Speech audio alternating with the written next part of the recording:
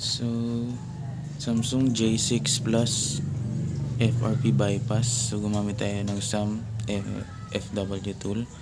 So, dito, pinutin lang natin itong remove security from August to December. Normal mode. Then, may magpa-pop up dyan. Anyway, insert nyo na pala yung USB cable. Connect lang natin to sa internet. Need kasi ng no need na pala pag may update lang. So enter lang tayo sa test mode, asterisk number 0, asterisk number, asterisk number 0, asterisk number. Yan. So pumasok na siya sa test mode.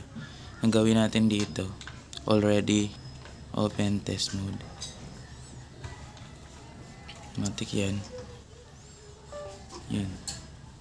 Okay, waiting. So mag-restart yan. I-allow natin. Yan.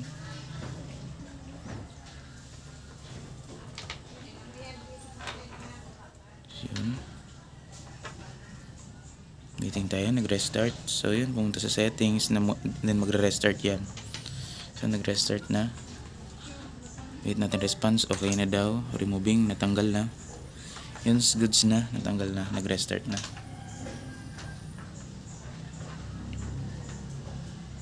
So according dito, natanggal na.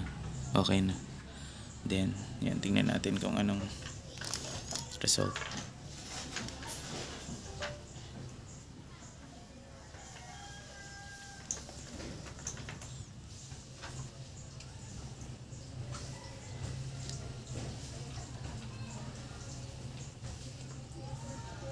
So yun, nag-open na siya.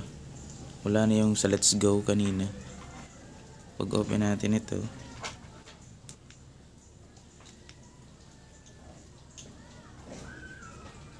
your lobat. So need natin isaksak siya dito sa yun. So mababa lang yung brightness. So yun, goods na.